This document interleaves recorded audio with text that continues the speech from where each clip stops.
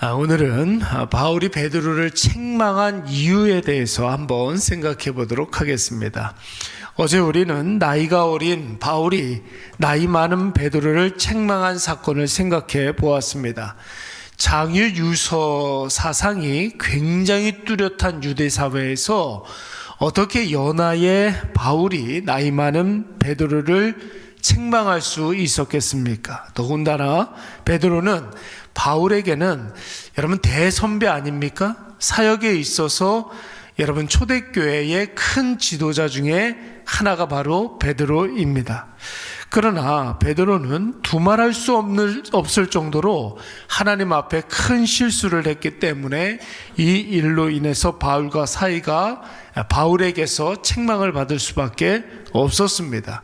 그러나 여러분, 바울이 베드로를 책망했다 할지라도 두 사람 관계가 멀어지거나 어색해지지가 않았습니다. 왜냐하면 명명백백하게 베드로가 자신이 복음으로 무장하지 않았기 때문에 바울이 베드로를 깨우쳐준 사건이기 때문에 그런 것입니다.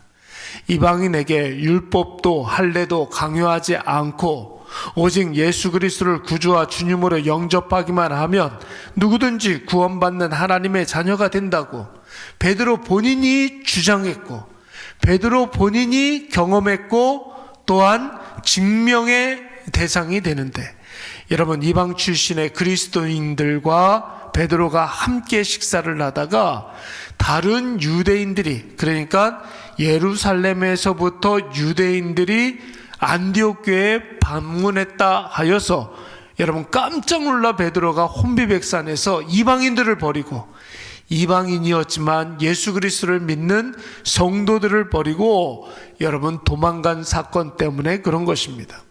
더욱이 교회의 큰 지도자였던 베드로가 그렇게 외식의 죄를 저질렀을 때 여러분 다른 사람에게도 그 죄가 이어지지 않았습니까? 여러분 다른 이방인들, 다른 유대인들도 여러분 그와 같은 똑같은 죄를 저질렀다고 했고, 뿐만 아니라 베드로가 그러니까 그 훌륭한 바나바 같은 사람들도 베드로의 실수를 저질리게 됩니다. 여러분 베드로야 안디옥 교회를 목회하고 있는 목회자가 아닙니다. 예루살렘 교회의 목회자입니다. 근데 바나바는 여러분 어떻습니까? 안디옥 교회의 지도자였습니다. 베드로가 그러니까 안디옥 교회의 지도자였던 바나바도 이방인들과 어울려 같이 식사하는 것이 혹여라도 책 잡힐까봐 베드로하고 똑같이 그 자리에서 벗어나게 되었던 것이에요. 여러분, 베드로와 바나바가 믿음이 부족해서 그런 것입니까?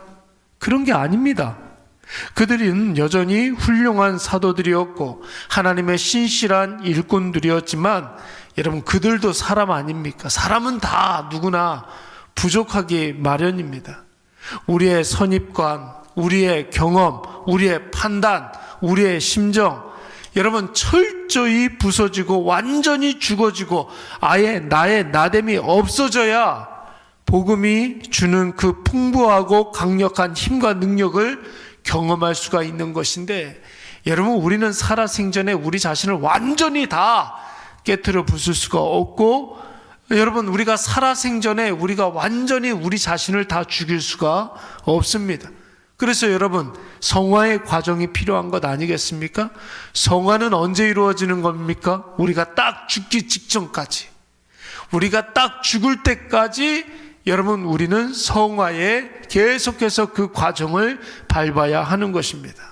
그래서 오늘 사도 바울은 15절 말씀에서 우리는 본래 유대인이요 이방 죄인이 아니로되 그랬어요. 여러분 이 말이 무슨 뜻입니까? 저도 한참 생각을 해봤어요. 우리는 본래 유대인이요 이방 죄인이 아니로되, 이 말의 뜻은 무엇이냐면 유대인들이 봤을 때 죄라고 인식되는 것이 절대로 죄가 될 수 없다라는 거예요. 유대인들은 여러분 죄를 무엇으로 판단합니까? 율법으로. 유대인들이 죄라고 생각하는 그것이 여러분 우리에게 죄가 될 수 없다. 다시 말해서 사람의 눈, 사람의 평가가 다 맞는 것은 아니다. 세상과 사람의 판단과 평가와 낙인을 절대로 무서워하지 말라. 무엇만 있으면 믿음으로 살아간다면, 우리가 예수 그리스도를 구주와 주님으로 믿는 그 믿음으로 하나님 앞에 살아간다면 세상 사람들의 그 판단과 평가를 우리가 의식할 필요가 없다라는 것이. 여러분, 진짜를 가진 사람은 어떻습니까? 가짜를 트럭으로 갖다 줘도 흔들리지 않습니다. 여러분, 진짜는 무엇입니까? 16절 말씀에 보면은 예수 그리스도를 믿는 믿음이에요. 율법을 지킴으로 구원을 받는다는 율법주의는 이미 예수 그리스도께서 공생의 3년 가운데 그것이 거짓이라는 사실을 밝혀내셨습니다. 율법으로 절대로 의롭게 될 수 없다라는 말은, 여러분, 오늘날 우리에게, 현대를 살아가고 있는 우리에게 적용을 한다면 여러분 어떻습니까? 우리는 지금 막 율법으로 살아가는 자들이 아니잖아요. 그때 당시에 보편적인 상식이라고 이야기할 수 있었던 그 율법으로 구원을 받는다라는 말을 현대적으로 우리가 적용해 본다면 세상의 많은 지식, 적극적인 선행, 해박한 사상과 철학, 세상에서 가치 있다 하는 것으로 우리 인간 본연의 문제의 근원을 해결할 수가 없다라는 것입니다. 여러분, 인간 본연의 문제가 무엇입니까? 바로 죄의 문제 아니겠습니까? 죄는 여러분 무엇으로 해결할 수 있습니까? 오직 믿음으로, 예수 그리스도를 믿는 그 믿음으로, 오직 예수 그리스도의 십자가 은혜로 우리가 구원받는 줄로 믿습니다. 베드로와 바나바가 이것을 충분히 인식하고 또한 어디를 가든지 이것을 주장하고 믿는 성도들에게 믿음으로 구원을 받는다는 사실을 가르치고 또 신신당부했을 터인데, 결정적인 순간에 여러분 베드로와 바나바도 유대인의 본성이 나올 수밖에 없었습니다. 왜 그랬을까요? 살아있는 동안에 여전히 그들에게 성화되어야 할 부분이 많아서 그런 것입니다. 그게 여러분 베드로여도 바나바여도 심지어 베드로를 책망한 사도 바울이라 할지라도 여러분 이 세상에 살고 있는 모든 인간들은 하나도 빠짐없이 그 죄된 본성에 여러분 돌아가려고 하는 습성이 있다라는 것이죠. 그래서 여러분, 우리가 조금만 방심해도 자꾸 본성으로 돌아가려고 그러는 거예요. 아담으로부터 죄가 들어와서 우리의 본성은 타락하지 않았습니까? 여러분, 그래서 우리가 조금이라도 방심하게 되면 자꾸만 고무줄이 늘어났다가 다시 원상태로 복원되는 것처럼, 여러분, 우리가 은혜로 무장하지 아니하고 말씀으로 무장하지 않으면 자꾸만 인간의 본성으로 돌아가려고 한다라는 거예요.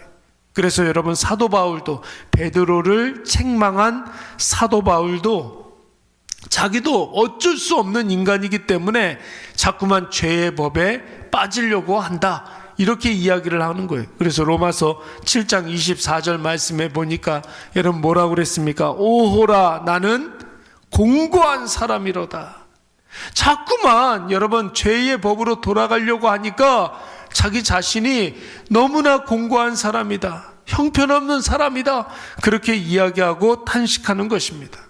그러나 사랑하는 여러분, 그렇다고 해서 자꾸 죄된 본성으로 돌아가려는 마음이 있다고 해서 우리가 아예 구제불능이나 그 어떤 희망도 없는 아무것도 아닌 자들이 아니죠.